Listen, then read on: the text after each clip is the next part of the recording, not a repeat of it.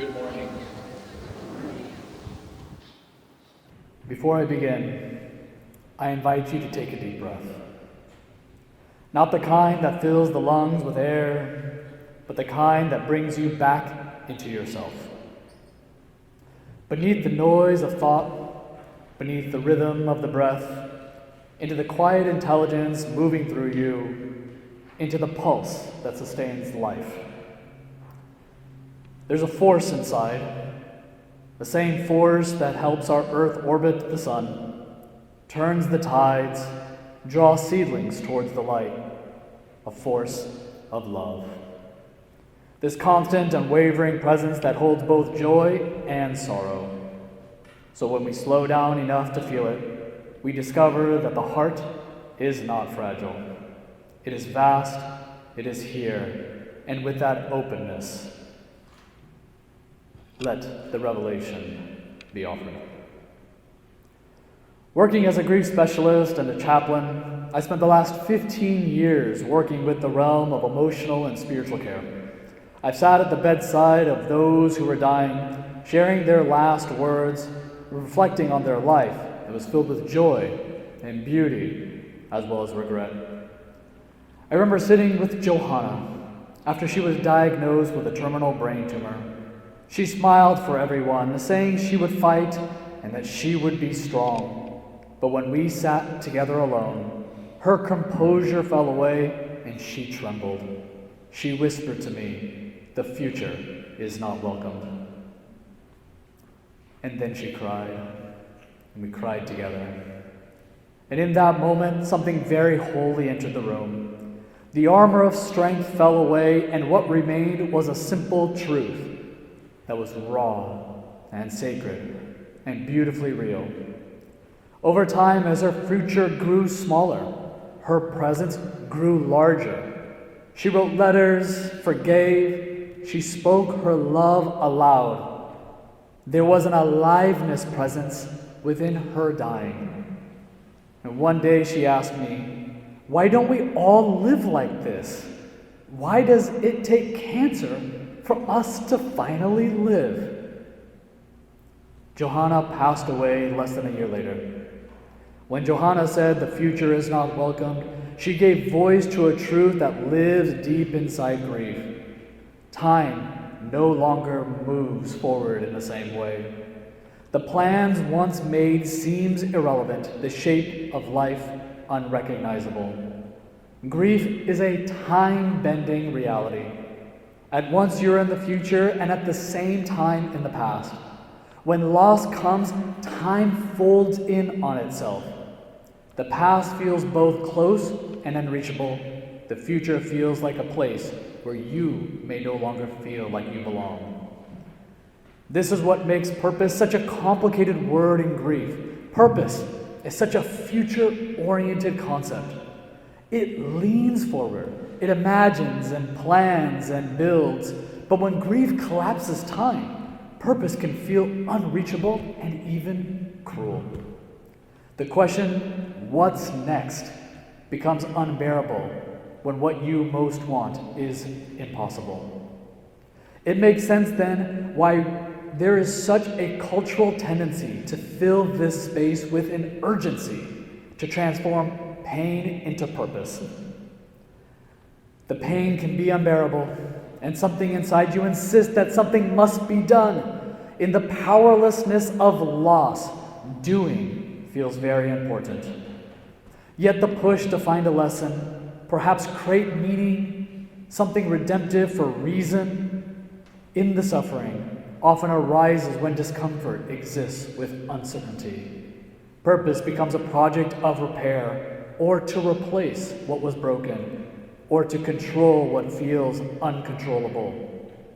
But genuine purpose, the kind that grief invites, cannot be manufactured through avoidance or suppression.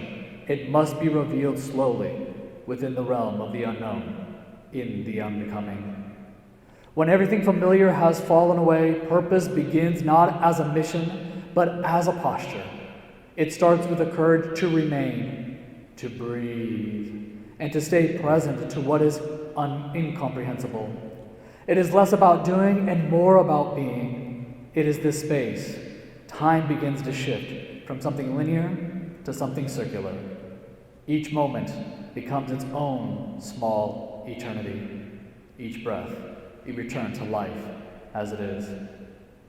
Grief teaches this kind of new time. It teaches that the future cannot be forced and that purpose does not always appear as direction.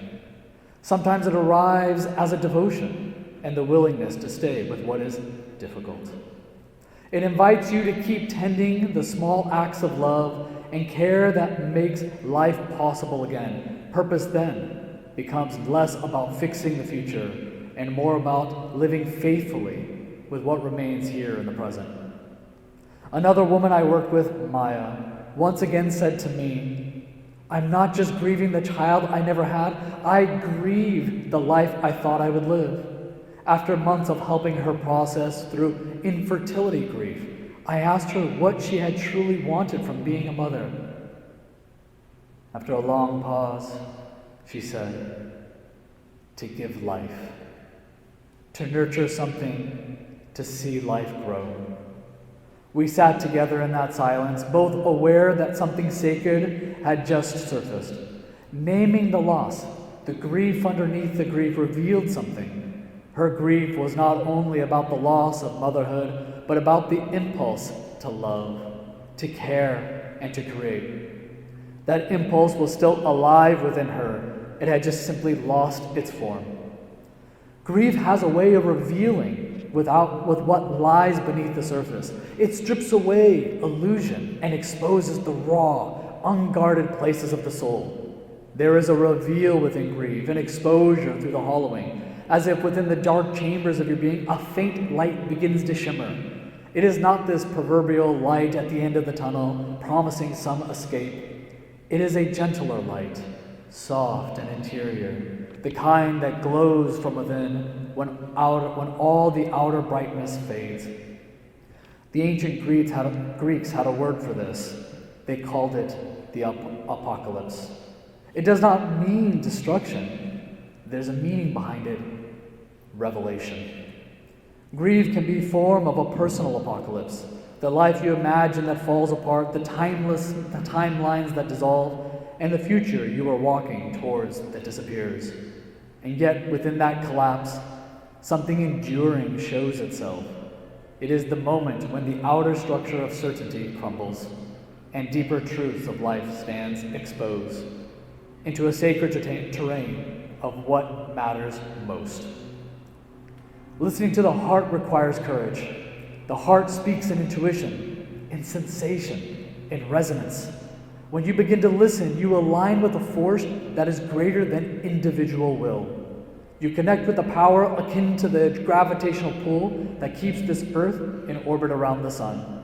It is the force, ever present and quiet, a constancy of an energy that holds everything within the coherent chaos of life.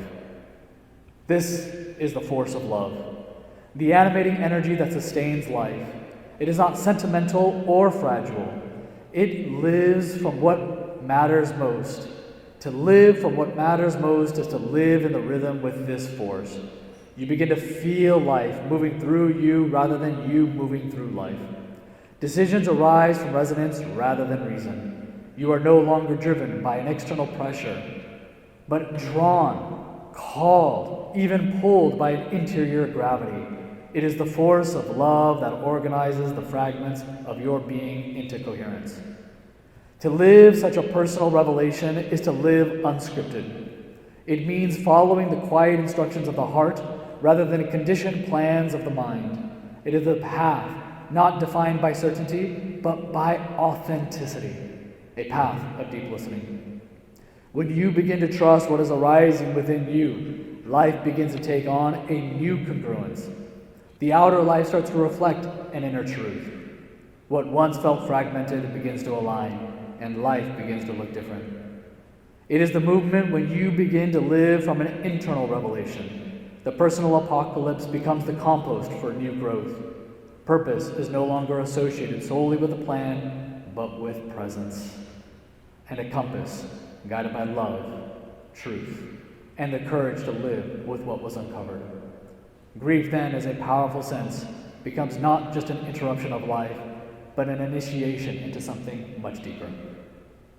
It is not only the uncertainty of the future that feels so difficult after loss, it is the uncertainty of who we are within it. Grief reshapes identity as much as it rearranges time. The familiar self no longer fits, and the old markers of meaning fall away.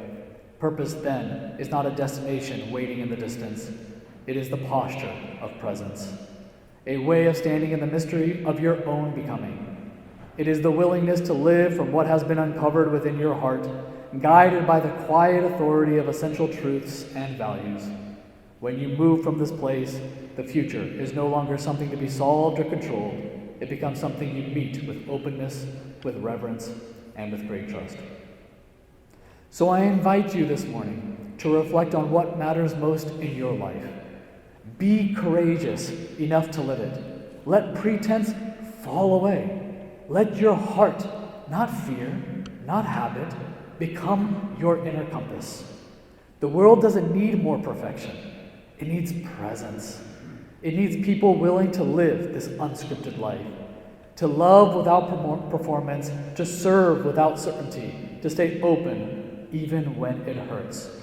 May we each have the courage to live with what we know to be true, to embody what matters most, and to allow love, the quiet, constant, and the unshakable, to be the organizing force of our lives. I am deeply honored to be with you this morning. Thank you for the privilege of being here and speaking with you. Much love.